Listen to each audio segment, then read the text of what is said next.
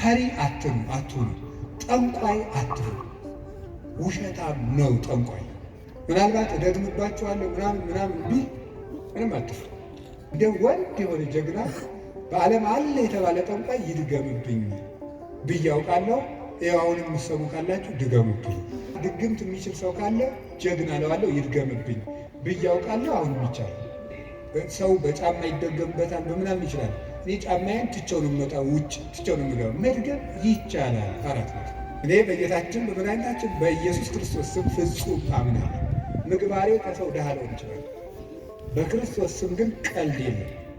እናቱ ድንግል ማርያም ለእኔ መጠጊያዬ ናት። በእናት ስሙን በስመ አብ ወወልድ ወመንፈስ ቅዱስ በጠራሁት ጊዜ ውዬ ባድር አንዳች እንደማይዞረኝ ማለት ነው። ማን አባቱ ነው ለሰይጣን እንጀራ የሰጠው?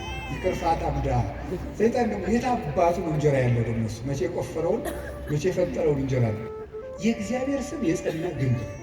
ዲያብሎስ የሚፈራው ኢየሱስ የሚለውን ገና ሳይጨርሰው ቅዱስ እንጦስ ነበር የከበቡት አጋንንት የተበተኑት።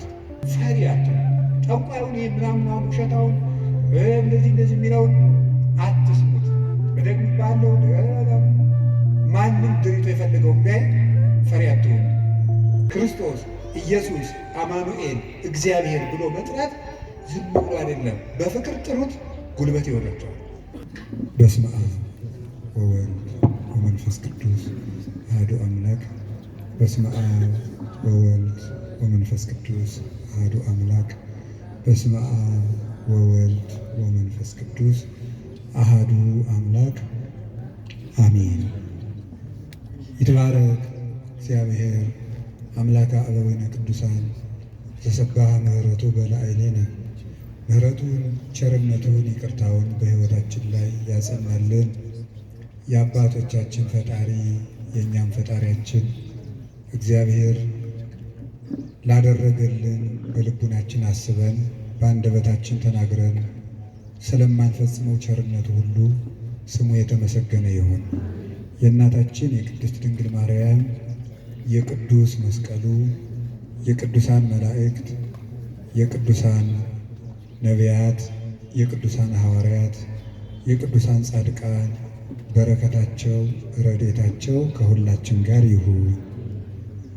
የእግዚአብሔር ቤተሰቦች ሁላችሁ አሁን ዘመኑ በፈጠረው በማስተላለፊያ መንገድ በሌላም ቦታ ሆናችሁ የእግዚአብሔርን ቃል የምትሰሙ ምእመናን ሁላችሁም ክርስቶስ ተንሥአ እሙታን አሰሮ ለሰይጣን ሰላም ኮነ። ሰላምን የሰጠን አምላክ ክብር ምስጋና ይግባው። በመካከላችን ተገኝቶ እንዲያስተምረን ቅዱስ ፈቃዱ ይሁን። አፈቅረከ እግዚኦ በኃይሌ፣ ጉልበቴ ሆይ እወድሃለሁ በሚል ርዕስ ነው የምንማማረው። የቅዱስ ዳዊት መዝሙር 17 ቁጥር 1 ላይ የምናገኘው ኃይለ ቃል ነው። እስኪ ሁላችሁም አቤቱ ጉልበቴ ሆይ እወድሃለሁ በሉ። ደግማችሁ በሉ። አቤቱ ጉልበቴ ሆይ እወድሃለሁ በሉ። ሶስተኛ አቤቱ ጉልበቴ ሆይ እወድሃለሁ። እሺ፣ መዝሙር 17 ቁጥር 1 ላይ ቅዱስ ዳዊት የተናገረው ኃይለ ቃል ነው። ሁላችሁም እንደምታውቁት ለአንድ መነኩሴ ገዳም ሲገባ ከሚሰጠው ትምህርት አንዱ የኢየሱስ ክርስቶስን ስም መላልሰ መጥራትን አታቋርጥ ነው የሚባለው። የኢየሱስ ክርስቶስን ስም ኢየሱስ ክርስቶስ ጌታዬ ኢየሱስ ክርስቶስ ወይ ማረኝ ብዙ ቀን እናገራለን። እንዲህ ኢየሱስ ክርስቶስ የሚለው ስም ዝም ብሎ የሚቀር ስም አይደለም። ዲያብሎስ የሚፈራው ኢየሱስ የሚለውን ገና ሳይጨርሰው ቅዱስ እንጦስ ነበር የከበቡት አጋንንት የተበተኑት። በገድለ ቅዱስ እንጦስ እንደተጻፈ ክርስቶስ ኢየሱስ አማኑኤል እግዚአብሔር ብሎ መጥራት ዝም ብሎ አይደለም። በፍቅር ጥሩት፣ ጉልበት ይሆናቸዋል። ስለዚህ ጉልበቴ ሆይ እወድሃለሁ ያለው ከዚህ የተነሳ ነው። የእግዚአብሔርን ስም በጠራሁት ጊዜ ከጠላቶች እድናለሁ። ፈሪ አትሁኑ፣ ጠንቋይ አትሁኑ። ውሸታም ነው ጠንቋይ። አትፍሩ። ምናልባት እደግምባችኋለሁ ምናምን ቢል ምንም አትፍሩ። አሁን ይሄ ድሮማ ምን ያደርገ ይሄ ጠንቋዩ ሁሉ ጨው በቂጣ ቅቤና በርበሬ አንድ ላይ ሆኖ በገጠር በነገራችሁ ላይ ጨው የሚባል በርበሬ ነው እና በጣም ይገርማል። እና በጨው እንጀራ በላው ካልክ ሳልት አይደለም እንትን ነው በርበሬ ነው። እና በጨውና በቅቤ የተቀብቶ ቂጣ ያንን ያዞሩና አጋንንቱ ምናምን ብለው ደጋሞ ቱቱቱቱ ብለው መንገድ ላይ በቃ እያማተበ መብላት ቄስ ተመስገን እያለ በብዙማ ግድ ማለት ነው። የሰይጣን እንጀራ የለውም። ማን አባቱ ነው ለሰይጣን እንጀራ የሰጠው? ይቅርፋት አምዳ ምን ማምላክ ሰይጣን ደግሞ የት አባቱ ነው እንጀራ ያለው? ደግሞ እሱ መቼ የቆፈረውን መቼ የፈጠረውን እንጀራ ነው። እንጀራን ለሰይጣን አትስጡ። ምንም ለምንም አትስጡ። አትደንግሩ። በእስራኤል ላይ ጥንቆላ በያዕቆብ ላይ ሟርት አይሰራም። አይደለም ነው የእግዚአብሔር መጽሐፍ ነው። የእግዚአብሔር ስም የጸና ግንብ ነው። እኔ ሁልጊዜ እናገራለሁ። የካህናት ስልጠና ስሰጥ እናገራለሁ። ምናልባት ድግምት የሚችል ሰው ካለ ጀግና እለዋለሁ፣ ይድገምብኝ ብዬ አውቃለሁ። አሁን ይቻላል። እንደ ወንድ የሆነ ጀግና በዓለም አለ የተባለ ጠንቋይ ይድገምብኝ ብዬ አውቃለሁ። ይኸው አሁን የምትሰሙ ካላችሁ ድገሙብኝ። እኔ በጌታችን በመድኃኒታችን በኢየሱስ ክርስቶስ ስም ፍጹም አምናለሁ። ምግባሬ ከሰው ድሃ ልሆን ይችላል። በክርስቶስ ስም ግን ቀልድ የለም። ስሙን በስመ አብ ወወልድ ወመንፈስ ቅዱስ በጠራሁት ጊዜ ውዬ ባድር አንዳች እንደማይዞረኝ ያምራል። መቴል ነውላችሁ። አሁን እኔ ሰው በጫማ ይደገምበታል በምናምን ይችላል። እኔ ጫማዬን ትቼው ነው የምመጣው፣ ውጭ ትቼው ነው የምገባው። መድገም ይቻላል። 4 ነው ምንም አልሆንም። እናቱ ድንግል ማርያም ለእኔ መጠጊያዬ ናት። በእናትነቱ ምንም ቢሆን ከእሷ አቅፍ እጠቀማለሁ። እንደዚያ ከሆነ ደግሞ ምንም ሊሆን አልችልም። ስለዚህ አባ ጊዮርጊስ የተናገረው ሁልጊዜ የምወደው ቃል አለ። ለመኮነ ሰማይ መድሄ ወምድርኒ ማይረጸ እመተጣበቁን ሀሪጾቴ ምንተ እንከ ይረስዩኒ ለማ አንቲ ምስሌ። ሰማይ መጅ ምድር ወፍጮ ሆነው አጣብቀው ቢፈጭኝ አንቺ ከኔ ጋር ከሆንሽ ምን ሆናል? እግዝእትየ ቅድስት ድንግል ማርያም ዘበዕብራይስጥ ማርያም፣ በዕብራይስጥ ማርያም የምትባይ እመቤቴ ቅድስት ድንግል ማርያም ሆይ ለመ ወልድኪ አፍቀረኒ መኑ ይጸልአኒ። ልጅሽ ከወደደኝ ማን ይጠላኛል? ፀሐይ ይሴብሐኒ ወወር ይባርከኒ ወከዋክብት ይቀድሱኒ። ልጅሽ ከወደደኝ ፀሐይ ይዘምርልኛል፣ ጨረቃም ያመሰግነኛል፣ ከዋክብት ይዘምሩልኛል። በእኔ ላይ ማንም በጠላትነት መነሳት አይችልም ይላል አባ ጊዮርጊስ። ልጅሽ ከጠላኝ ግን ማን ይወደኛል? ሰውን እላችሁ የፈለግኩት ፈሪ አትሁኑ። ጠንቋዩን ይሄ ምናምን ውሸታውን እንደዚህ የሚለውን አትስሙት። በደግ ባለው ማንም ድሪቶ የፈለገው ቢያይ ፈሪ አትሁኑ። በሙሉ ልቤ የማምነውን ኢየሱስ ክርስቶስን እንዲህ ይናገራለሁ፣ እውነቴን ነው። ስለዚህ እግዚአብሔር የምዋጋበት የደህንነት ቀንድ በሬ በቀንዱ እንደሚጠበቀው እኔ በእግዚአብሔር ተጠብቄ እኖራለሁ ይላል ቅዱስ ዳዊት። እግዚአብሔር ሁላችንንም ይጠብቀን፣ ከሌሊት ከሚሰብር በቀን ከሚወርጅ ያድነን መድኃኒዓለም። ሁላችን በሰላም ወጥተን እንድንገባ ይፍቀድልን። ስለዚህ ጉልበቴ ሆይ በሉ እስኪ ምን አላችሁ በሉ እንጂ። ስለዚህ ጉልበቴ ማለት ኃይሌ ማለት ነው። አሁን ትንሽ ነገር ስለዚህ ተናግሬ ትምህርቴን ለመቋጨት ልሞክር። ኃይል፣ በዚህ ዓለም ላይ ኃይል የሚባሉ ብዙ ነገሮች አሉ። የኤሌክትሪክ ኃይል አለ፣ የፊዚክስ ኃይል አለ፣ ሌላም ብዙ ኃይል አለ። እነዚያን ኃይሎች እዛው ትቻቸው፣ ግን በዚህ ደግሞ በማህበራዊ ኃይል በሚባለው ደግሞ ጥሩ ኃይሎች አሉ። እነሱ ኃይሎች ሶሻል ፓወርስ የሚባሉት እዚያ ውስጥ ምን አለ? ለምሳሌ የመጀመሪያው እና አንዱ ኃይል የሚባለው የሞራል ፓወር የሚባላል። ሞራል ፓወር ማለት የስነ ምግባር ኃይል ማለት ነው። የስነ ምግባር ኃይል የሚባለው ሁለት ይከፈላል። የመጀመሪያው አርአያነት ይባላል። አርአያነት ብዙ ከሚናገር አንድ ድርጊት ያለው ሰው ዓለምን ይመልሳል። እንግዲህ በዚህ በፔዳጎጂ ትምህርት አዲስ አበባ ዩኒቨርሲቲ ያሳተመው አንድ መጽሐፍ ላይ እኔም አንብቤያለሁ። ሰዎች በመማር ማስተማር ሂደት ውስጥ መጀመሪያ የሚያስታውሱት ያዩትን ነው። መጀመሪያ ያዩትን ነው። መስማት መጨረሻ ላይ ነው። ወይም በተግባር አራቱን ባስቀምጠላችሁ ሰው የሚያስታውሰው መጀመሪያ ያደረገውን ነው፣ ቀጥሎ የተናገረውን ነው፣ ሶስተኛ ያየውን ነው፣ አራተኛ የመጨረሻ ደረጃ የሚወጣው ሰው የሚያስታውሰው የሰማውን ነው። ከዝቅተኛ ወደ ከፍተኛ በወስዳችሁ ደግሞ ሰው የሚያስታውሰው የሰማው ነው። በዝቅተኛ ደረጃ የሚያስታውሰው የሰማው ነው። ቀጥሎ ከሰማው ይልቅ ያየውን አይረሳም። ካየው ይልቅ የተናገረውን አይረሳም። ከተናገረው ይልቅ ያደረገውን አይረሳም የሰው ልጅ። ስለዚህ ሰውን ብዙ ከምትነግረው አሳየውን። አርአያነት ገዢ ነው እና በዓለም ላይ ትልቅ ተጽዕኖ አሳዳሪ ሀያላን ሰዎች የሚባሉት የሚያደርጉ ሰዎች ናቸው። በአርአያነት የሚያደርጉ የሚያስገድዱ ሰዎች ለጥቂት ቀን ሰው ፈርቶ ያገለግላቸዋል። አርአያ የሚሆኑ ሰዎች ግን የሰውን ልብ ሳይዋጉ ይገዛሉ ይባላል። አርአያ የሚሆኑ ሰዎች ዓለሙ ሁሉ ለምሳሌ አንድ ነገር እንገራለን። ቅዱስ እንጦንስን ታውቁታላችሁ አይደል? ቅዱስ እንጦንስ ግብፅ ሲገባ አንድ መነኩሴ ነው። አሁን በኢትዮጵያ ብቻ ስንት አንድ 2000 3000 ገዳማት ነው ኢትዮጵያ ብቻ። ለምሳሌ እኔ የምኖርበት ገዳም ብቻ 300 መነኩሴ አለ። ስለዚህ ምን ማለት ተመልከታችሁ። አንድ እንጦንስ አልተዋጋም፣ የፈላስፎች የንግግር ጥበብ የለውም፣ ስብከት አልሰበከም። በኑሮው ግን የግሪክ ፈላስፎችን ሁሉ ወደ በረሃ እየጠራ መነኩሴ ያደረጋቸው። የአርአያነት ኃይል ከንግግር ኃይልም ከጦርነት ኃይልም ይበልጣል ይባላል።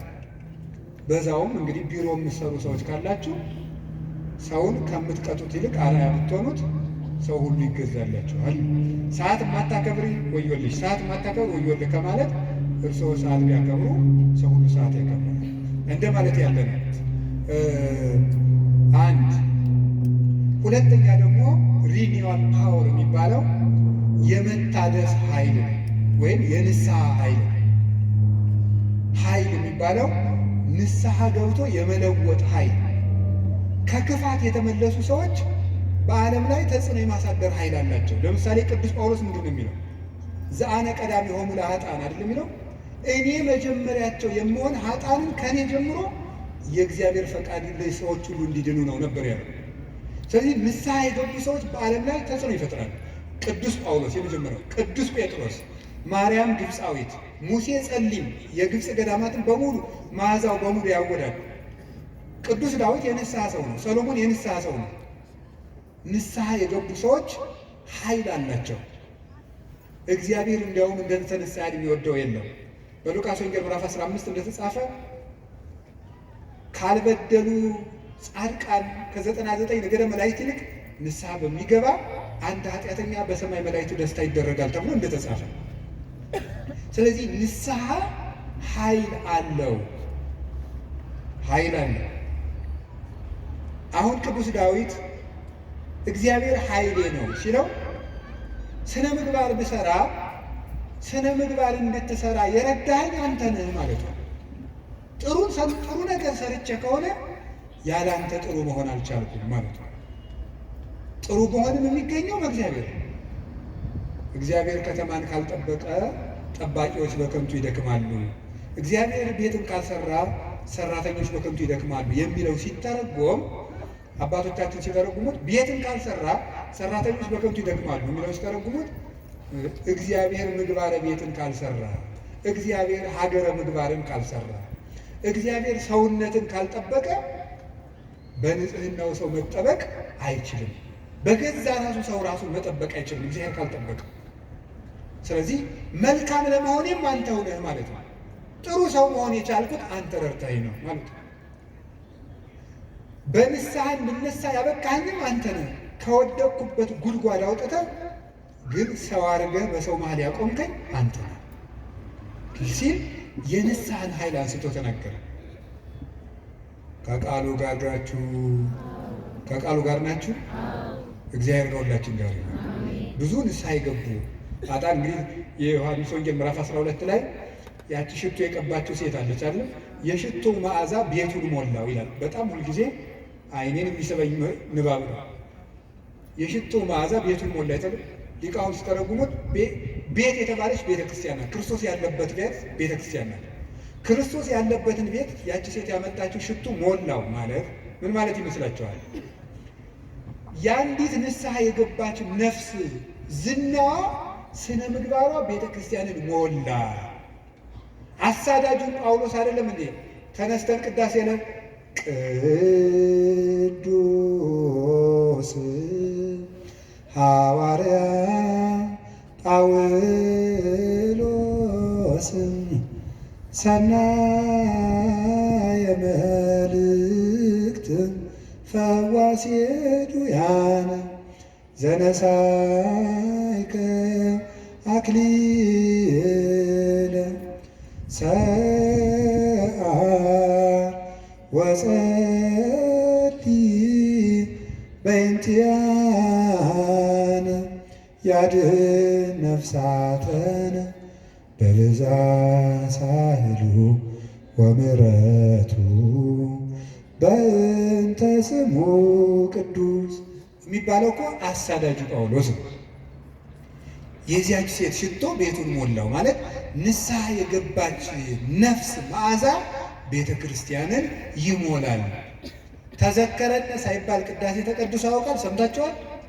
አለ ይቀደሳል ነው አትሰሙ? ተዘከረነ ሳይባል ቅዳሴ ያልቃል? ስለዚህ የዚህ ወንበዴ መዓዛ ቤተ ክርስቲያንን አልሞላትም? ሞልቷታል፣ ሞልቷታል። በቀኝ በከመ ተዘከርኮ ለፈያታዊ ዘየማን በቀኝ የተሰቀለውን ወንበዴ እንዳሰብከው እኔንም አስበኝ። ሁልጊዜ የዚህ ወንበዴ መዓዛ ቤተ ክርስቲያንን ሞላት፣ ክርስቶስን ስለለበሰው።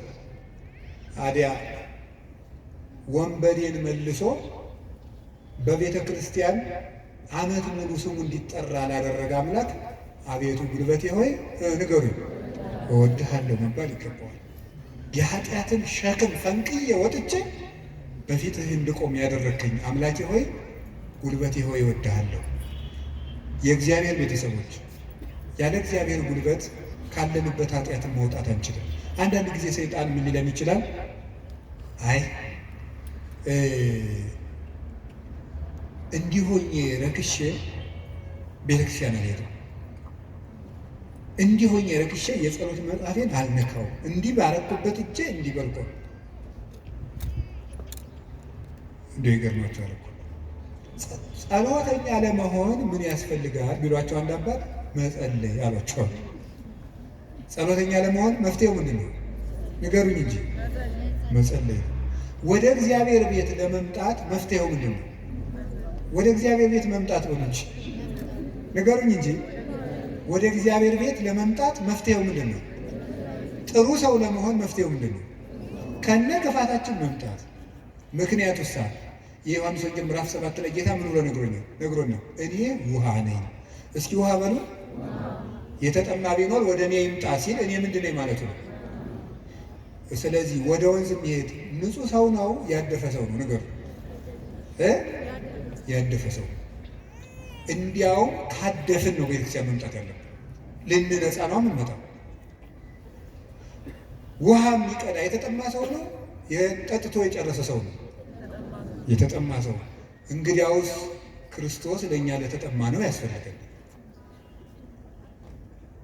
ለደረቀ ዛፍ ውሃ እንደምናጠጣው እንዳይደርቅ እንደምናጠጣው ደረቅ ለሆነችው በረሃ ለሆነችው ነፍሳችን የሕይወት ውሃ ክርስቶስ ያስፈልገን። ፍሬ ቢስ ለሆነው ቅጠል ብቻ ለሆነው ሰውነታችን የሕይወት ውሃ ክርስቶስ ያስፈልገን። መምጣት የሚያስፈልገን ለእኛ ነው። ጉልበቴ ሆይ እወድሃለሁ የምንለው በእግዚአብሔር ጉልበት እንጂ ሰው በጥረቱ ብቻ ከኃጢአት ሊወጣ አይችልም። ምዕመናን እንደዛ ነው የምነግራችሁ። ክርስቶስ ካልጠራን በቀር እውርነታችን አይለቀንም። ማርያም መግደላዊት እኮ ጥርጥሩ እንደያዛት እንደው አትክልተኞች ወስደውት ይሆን እያለች በኋላዋ ማርያም ብሎ ድምፁን ሲያሰማት ነው ፊቷ የበራለት። መድኃኔዓለም ሲጠራን ነው ልባችን የሚበራው። እንዲጠራን ደግሞ ሁልጊዜ መምጣት አለብን። እሱ ጉልበት ሲወጣ እንደሚወጣው ቅዱስ ጴጥሮስ ወደ ውሃው ሲሰጥም አቤቱ እንዳልሰጥም አድነኝ አለው። ጌታ እጁን ሲልክለት ምዝዝ ብሎ ወጣ። ካለንበት ጉድጓድ የምንወጣው እግዚአብሔር ጉልበት ሲሆን ነው። ጉልበት እወድሃለሁ የምንለው ከዚህ የተነሳ ነው። የእውቀት ኃይል የሚባላል። እስቲ የእውቀት ኃይል በሉ ንገሩኝ እንጂ። ስለዚህ ቅድስና ለሰሩት ለእነ አቡነ ገብረ መንፈስ ቅዱስ ጉልበታቸው ማን ነው? ንገሩኝ እንጂ። አቤት አቡነ ገብረ መንፈስ ቅዱስ 562 ዓመት ምግብ ሳይበሉ ኖረዋል። ውሃ ሳይጠጡ ኖረዋል። እግዚአብሔር አስችሏቸው ምንም ሳይበድሉ እንደ መልአክ ንጹሕ አእምሮ ነበራቸው እሳቸው። ስለዚህ ምን ብለው ይዘምራሉ? አቤቱ ጉልበቴ ሆይ። ደግሞ እኔና እናንተን የመሰሉ ኃጥአንም ደግሞ አሉ። ማርያም ግብፃዊት አለች።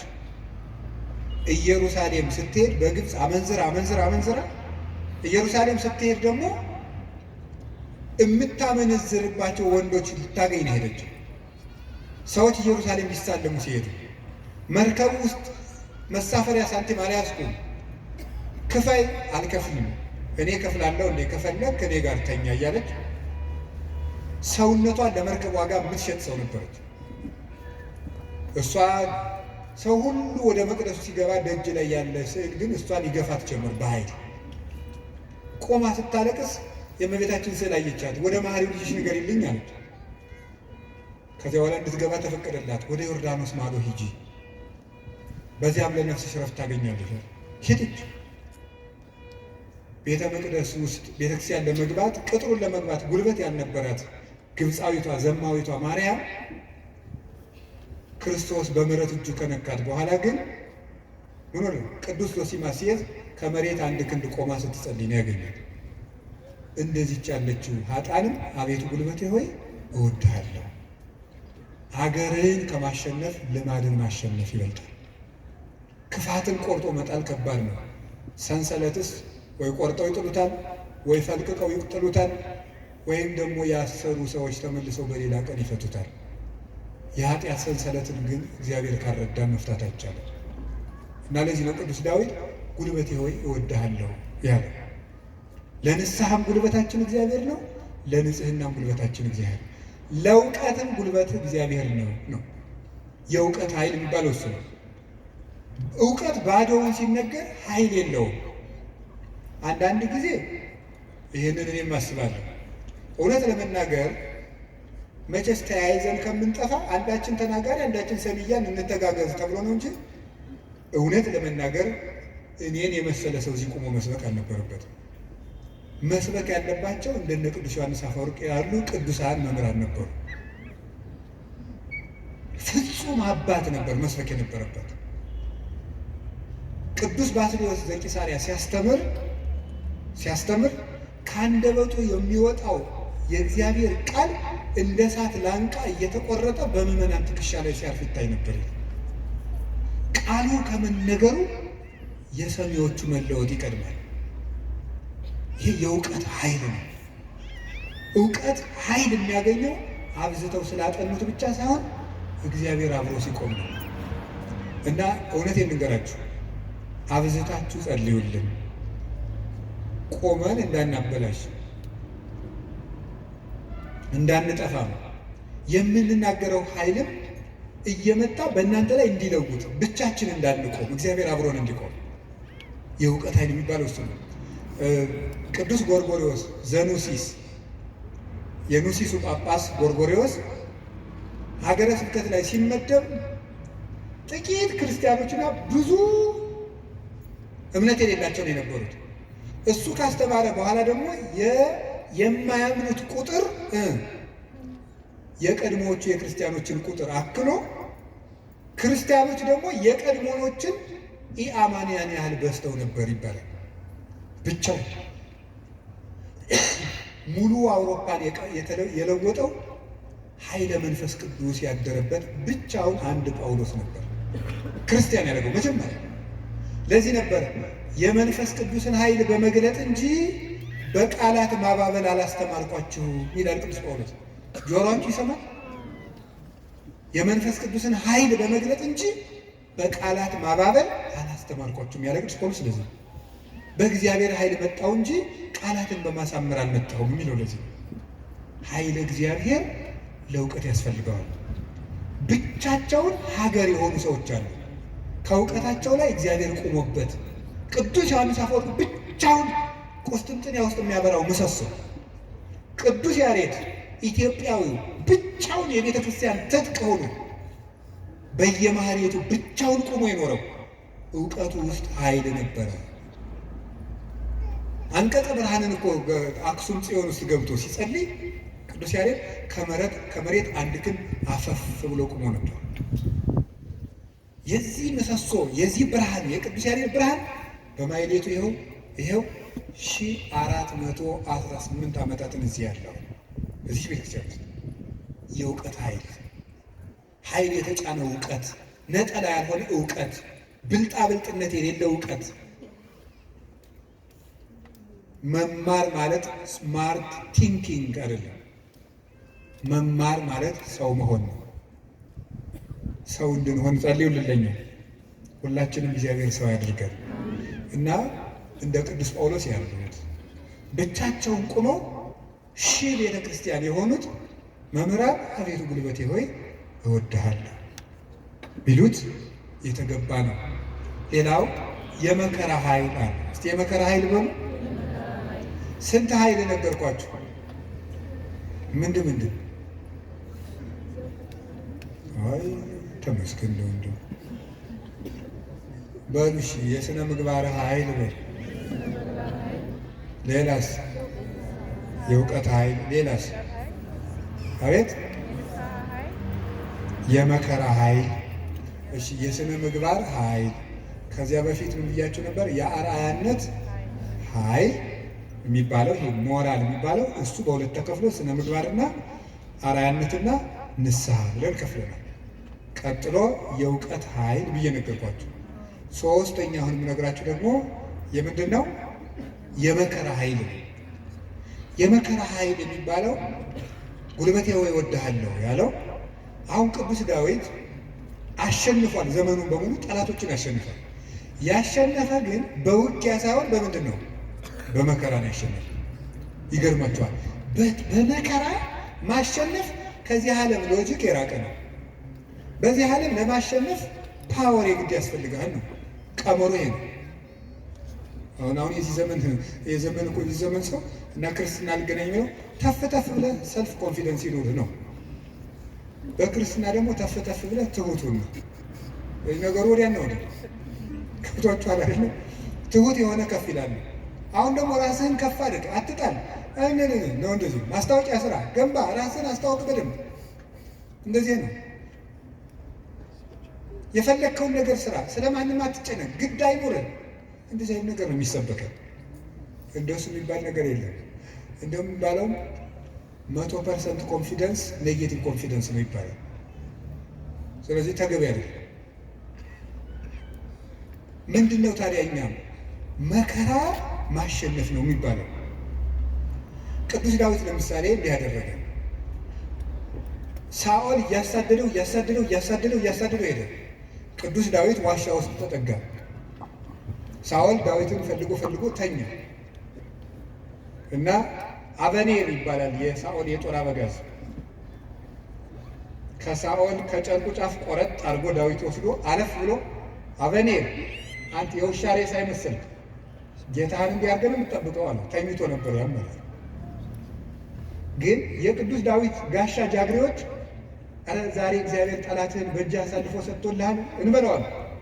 እናንተ እኔ ከእናንተ ጋር ምን አለኝ? እግዚአብሔር በቀባው ላይ እጄን አላነሳለሁ። እና አባቶቻችን እንዲያውም ትልቅ መከራ ሊገል የመጣ ጠላትን እጅ ላይ ጥሎ ምሮ መስደድ ነው ይላል። ይሄ እኮ የልብ መከራ ነው። እናንተ አሁን ታደርጉታላችሁ? አሁን እኔ ለምሳሌ ዱላ ይዤ ያባረርኳቸው ቤታችሁ በመጣን አላጥቻችሁ እኔን ድንገት እንቅልፍ ቢጥለኝ ተነስታችሁ እንዴት ነው የምታረጉ? ምንም አታረጉም እናንተ ክርስቲያኖች ናቸው። ለሁሉም ግን ዳዊት ሰው የማይወጣውን ተራራ የወጣ ተራራ ነው የሚባለው። ለዚህ የልብ ጉልበት ያስፈልጋል። ትዕግስተኛ ለመሆን የልብ ጉልበት ያስፈልጋል። አውቁ ሰው ገለባ ነው። ፍርድ ቤት ውስጥ ባልና ሚስት ተካሶ ዓለም እየቀለጠ ያለ ትዕግስት በማጣት አይደለም፣ በቃላት ጦርነት አይደለም። እንዲሁ አታፍሩም ወይ? እንዲህ ብሎ ሰድቦኝ እንዲህ ብላ ሰድባ እያላችሁ እንዲሁ አታፍሩም? እውነቴን እኮ የምነግራችሁ።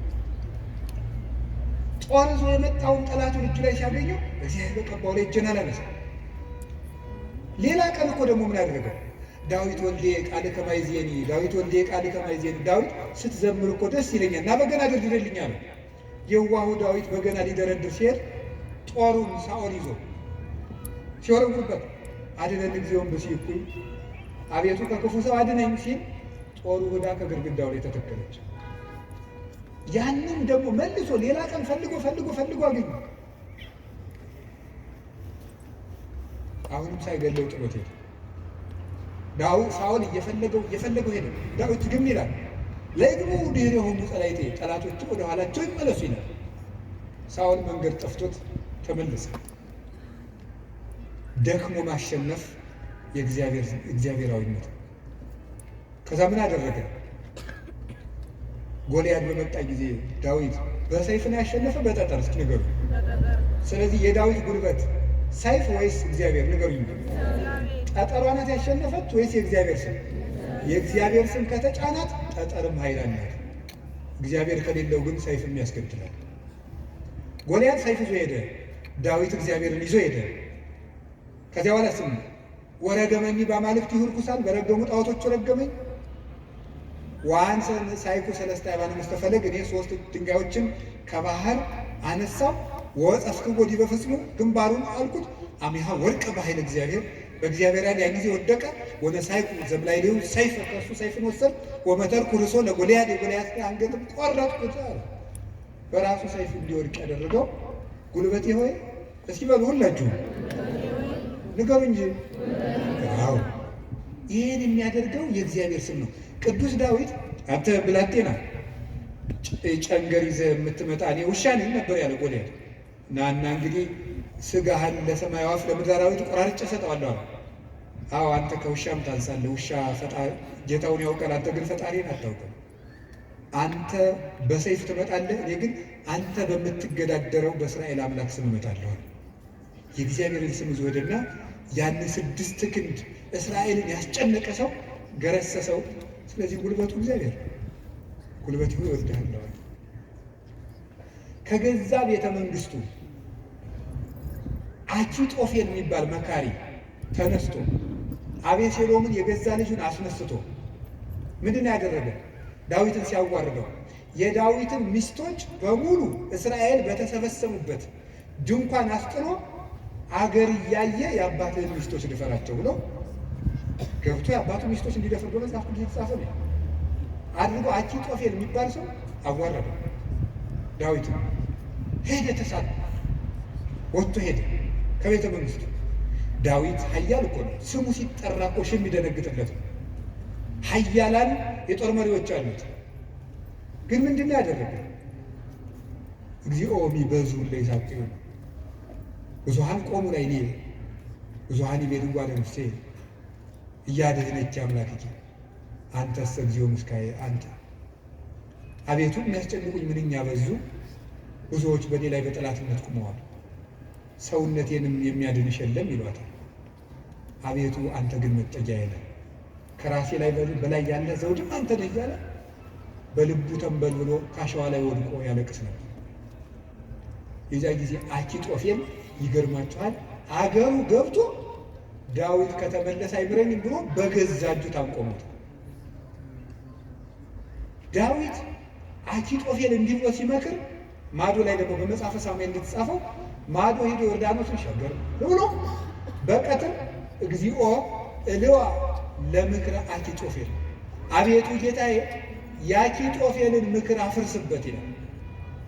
በዳዊት ሞት እየተመከረ ዳዊት ምን ያደርጋል? አቤቱ የአኪጦፌልን ምክር አፍርስበት ይላል።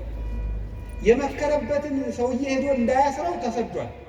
ጉልበት የለውም ዳዊት፣ ሰራዊት አልቆበታል። ስለዚህ ምን አደረገ? አንድ ጉልበት አለው፣ እግዚአብሔር ነው።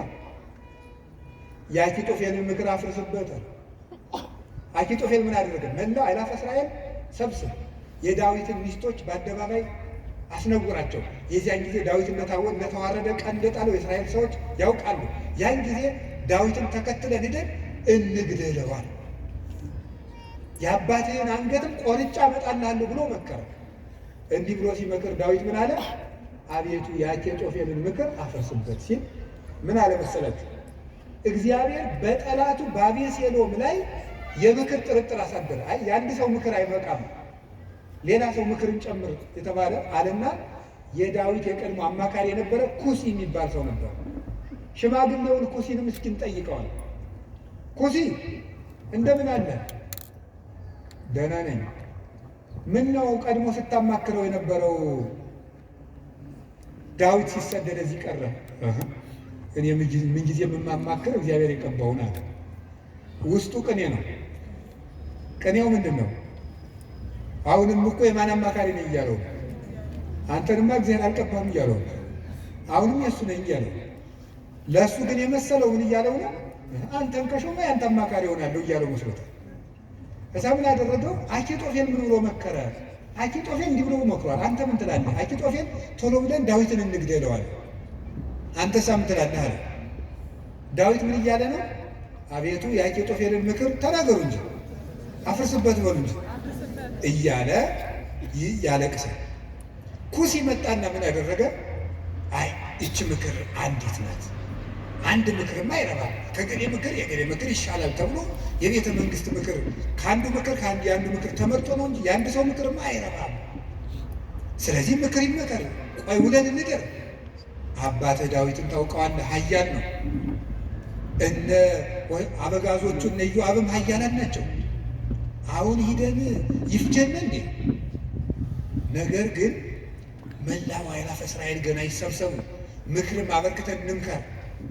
ከዚያ በኋላ ህዝቡን ከሰበሰብን በኋላ ዳዊትን ከተራራ ላይ ያገኘነው እንደሆነ አውርደን ከውሃው እንመጠብጠዋለን፣ ሜዳ ላይ ያገኘነው እንደሆነ እንደ በረዶ እንወርድበታለን። ይሄ ነው እንጂ አሁንም አይደን እንፈጅ ብለህ ነው አለ። እሺ እንግዲያስ ያንተ ምክር ይሻላል አለ። በጎን ምን አደረገ ኩሲ? ዳዊትን በዚህ ባጠገብ አትደር፣ ዮርዳኖስን ተሻገር፣ ሊገልህ ሊመጣ ነው። ዳዊት ይህን ሰምቶ ተሻግሮ ሄደ። ከዚህ በኋላ ምን አደረገ? ተሻግሮ ከሄደም በኋላ አቤሴሎም አባቱን ተከትሎ ሊገል በሰረገላ ሆኖ በጫካው ውስጥ እያሰገረ ፈረስ ሲሄድ ፀጉሩን አሳድጎ ስለነበረ ፀጉሩ ከዛፍ ላይ ተንጠለጠለና ሞተ። ዳዊት ግን ፈረስ ላይ አልወጣ፣ ምክር አላማከረ። አቤቱ የአኪጦፌልን ምክር አፍርስበት እንዳለ የክፉዎችን ምክር አፍርሶ ዳዊትን ስለታደገው አቤቱ ጉልበቴ ሆይ ሙሉት እናንተ እወድሃለሁ ያለው። ስለዚህ እግዚአብሔርን መውደድ እንዲህ ያለ ጉልበት ይሰጣል። ሲሰድበው እንኳን ሳሚ ወልደየራ የሚባል አንተ የውሻ ሬሳ ሳይመሰልክ። መቼም ሰው የዚህ ዘመንም ሰው እንኳን እንደዛ ሳይመስል አይቀርም። አሽቃባጭነት ይበዛዋል። ማለት ምን ማለት ነው? ሁላችንም አይደለም፣ እነማንም እንደሆነም አላውቅም። ዞሮ ዞሮ ግን ባለስልጣንን ሲሻር መሳደብ እናውቅበታለን ነው ለማለት የፈለጉት። ሲሾም ትንፍሽ የለም፣ ሲሻር ስለ አፄ ኃይለ ሥላሴ ነውር የሚወራው በደርግ ዘመን ነው። ስለ ደርግ ዘመን የሚወራው ቀጥሎ ባለው ነው። ቀጥሎ ስላለው የሚወራው ቀጥሎ ባለው ነው። ነገ ደግሞ የሚወራው ምን እንደሆነ ያላውቅም። ስለዚህ ልላቸው የፈለግኩት ምንድን ነው? ቀን ሲጥለው ጎበዝ ሰውን የተሾመን ቢሻል ያጣም ቢያገኝ ከእውነት ጋር ቁሙ እንጂ ሰውን ቀንጥሎታል ብላችሁ አትሾሙ። እንዲሁ ለስጋም ተመልሶ ሊመጣ ይችላል። አጉል ተመልሶ ሊሾም ይችላል። ለነፍስ ግን ሰውን ቀንጥለው ምን ይላል ሰሎሞን? ቀን የሚያመጣውን አታውቅምና በጠላት ውድቀት ደስ አይበለም ይላል። ስለዚህ ሳሚ የሚባለው አንተ የውሻ ሬሳ የመሰልክ ጭንጋፍ አለው። ዳዊትን ያህል ጌታ ያን ከፍ ያለ ሰማይ እነ አቢሳ የሚባለው የእህቱ ልጅ ይሄ የውሻ ሬሳ የመሰለ አንገቱን ልቁረጠው አለ። ተው እግዚአብሔር ስደበው ብሎት ነው። እግዚአብሔር ስደበው ብሎት ነው። ይሄ ስድብ የሚያመጣውን ዋጋ አታውቅም አለው። ዳዊትም ጠላቶቹ ሁሉ ጠፍተው መልሰው ዘመኑ ተመልሶለት ቤተ መንግስቱ ገብቶ ፈጣሪውን አገልግሎ ዘመነ ቅዱሳንን ተጉዞ የእግዚአብሔርን እረፍት አረፈ። አቤቱ ጉልበቴ ሆይ እወድሃለሁ ያለው ደካማ እንባው ጦር የተሸከሙ ጠላቶችን ድል ስለነሳችለት ነው። አሁንም ጉልበት እግዚአብሔር ጉልበታችን ነው ማለት በአጭር ቃል ለመጠቅለል አንድ እግዚአብሔር ጉልበታችን ነው ማለት ነው። ከኛ እውቀት ውጭ የሆነ ነገርን እግዚአብሔር ያደርግልናል። አንድ ከኛ እውቀት ውጭ የሆነ ነገር ለምሳሌ አንድ ሰው ትዝ ይለኛል። እናቱ ታሞ እንደ የሰማህ እንደሆነ እንዳትቀየመኝ ያደርሃል። ጸበል ይጠመቁ ስንለው በጣም የተማረ ሰው ነው። በጣም ቆይ ጸበሉን የውሃው አይነት ከደማቸው ጋር ማች እንደማድረግና ለማድረጉ መመርመር አለብን። ትንሽ ፈገግ ያሰኛል። እና ይሄ ፈጽሞ አሁን አንዳንድም የከተማ እናቶች ሊቃጣቸው ጀምሮ ነበር አሉት። ክርስትና ሲያስነሱ ውሃ በፌርሙዝ አሙቀው አምጥተው በዚህ አጥመቁልኝ። ይሄ ቀልድ ይመስላል በእውነቱ ማለት ነው። እና ቆይ ክርስትና ሲነሳ ልጄን ይበርደዋል ብላችሁ ታስባላችሁ? እናቶች እንደዛ ካሰባችሁ ሞታችኋል። ሰውም አይደላችሁ።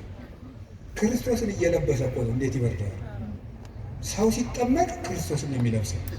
ገላትያ ምዕራፍ 3 ላይ ያለ የተጠመቃችሁ ሁሉ ክርስቶስን ለብሳችሁታል ማለት ነው። እና አንዳንድ ጊዜ እውቀታችን ጣልቃ ይገባና እቺ ዲግሪ ላይ አንዳንድ የተጠራቀመች ነገር ትረብሻለች፣ እምነትን ትረብሻለች። እሱን ተውትና እግዚአብሔር ከእውቀት በላይ ይሰራል። እስኪ በሉላችሁ፣ ከምን በላይ ይሰራል? ከእውቀት በላይ ይሰራል። ከኛ ቀን በላይ ያሉ በእግዚአብሔር ይከናወናል። አቤቱ ጉልበቴ እወድሃለሁ የተባለው እሱ ነው። አንደኛ መጠጊያ ማለት ነው። ሁለተኛ እግዚአብሔር ከኔ አቅም በላይ የሆነውን ከተፈጥሮ ሕግ በላይ የሆነውን ነገር እሱ ይፈጽመዋል። ሶስተኛ ደግሞ የማረባ ሰው በሆንም እንኳን እግዚአብሔር እጁ ከያዘኝ ግን ትልቅ ሰው እሆናለሁ ማለት ነው።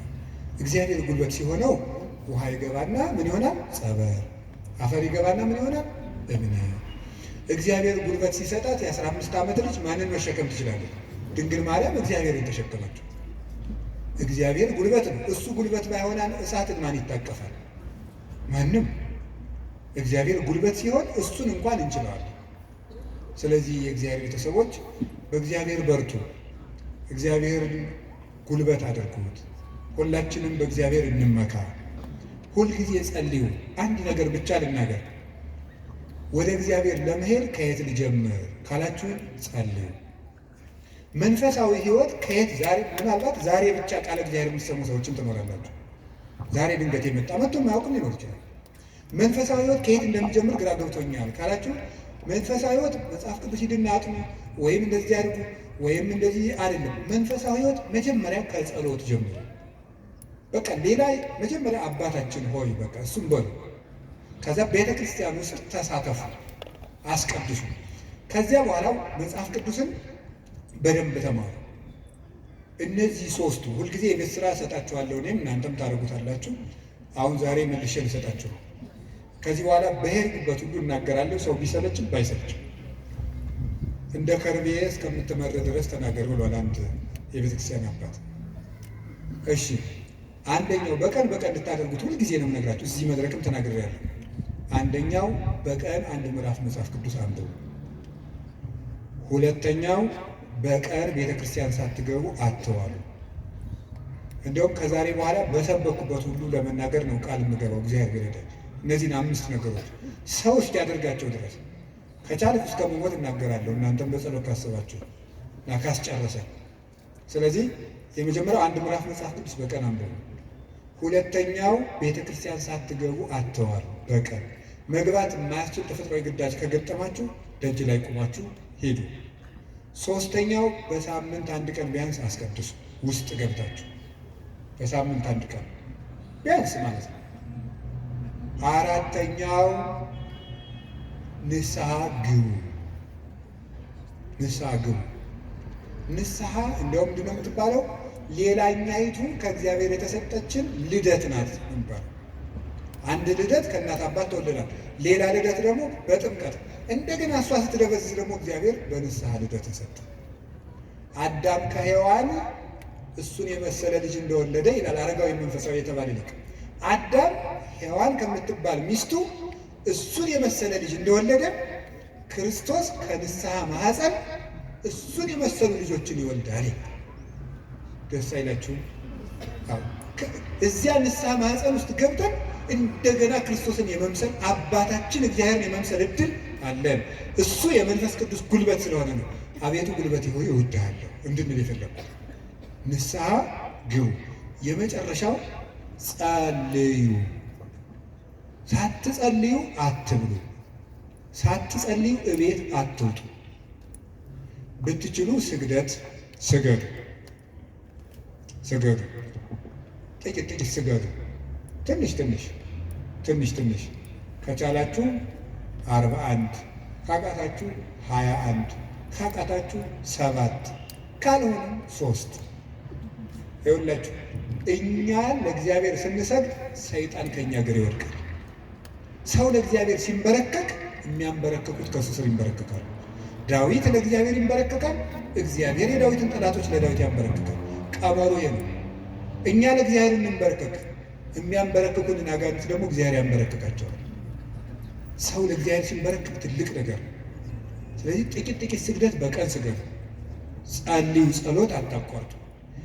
ለጸሎታችሁ ደግሞ ቀመር አታብጁለት። ማለት ነው ዛሬ ንጹህ ነኝ ልጸልይ፣ ዛሬ ረክሻለሁ አልጸልይም። በቃ ሁልጊዜ ዝም ብላችሁ ጸልዩ፣ ሁልጊዜ ጸልዩ። ይህን ያደረግን እንደሆነ እግዚአብሔር ጉልበት ይሆነናል ልላችሁ ፈልጌ ነው። መድኃኔዓለም ለሁላችንም ጉልበት ይሆናል። የትንሣኤውን ብርሃን ለሀገራችን ያብራልን። የጨለመብንን ነገር ሁሉ በትንሣኤው ብርሃን ያርቅልን። ለተጨነቁ ሁሉ መድኃኔዓለም ሰላምን ይስጥልን። አቤቱ ጉልበቴ ሆይ እወድሃለሁ። ወስብሐት ለእግዚአብሔር።